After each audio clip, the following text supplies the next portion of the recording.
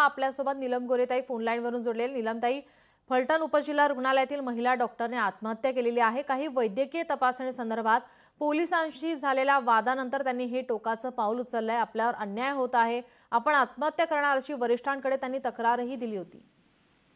फलटण हे खरं प्रागतिक आणि खूप पुढारलेलं गाव आहे, अगदी छोटं गाव नाहीये। अशा वेळेला अशा रुग्णालयात काम करणाऱ्या महिलेला इतकं टोकाचं पाऊल त्याने उचललं जाणं हे खूप दुर्दैवी आहे।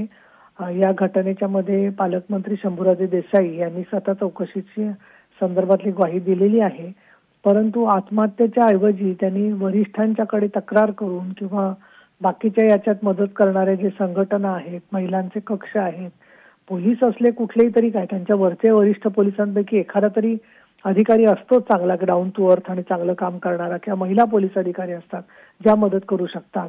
तर काय परिस्थितीत आत्महत्या केलेली आहे हे तपासून बघणं फार आवश्यक आहे असं मला वाटतं। आणि म्हणून मी असं म्हणेन की या संदर्भामध्ये जे कोण जबाबदार असतील त्यांना तर शिक्षा झाली पाहिजे, पण मूळ घटना काय घडली आहे आणि हे कशाच्या आधाराने त्रास देत होते याच्या मुळापर्यंत जाण्याच्या दृष्टिकोनातून वरिष्ठ पोलीस निरीक्षक किंवा यांनी याच्यात लक्ष घालणं गरजेचं आहे। तर मी स्वतःही याच्यामध्ये लक्ष घालून संपर्क साधणार आहे आणि मला असं वाटतं सरकार ही घटना निश्चितपणे गांभीर्यानेच घेईल। जी, धन्यवाद नीलमताई, आपण दिलेल्या प्रतिक्रियेसाठी। आपल्यासोबत लोकशाही मराठी ऐका, पहा, जागरूक रहा।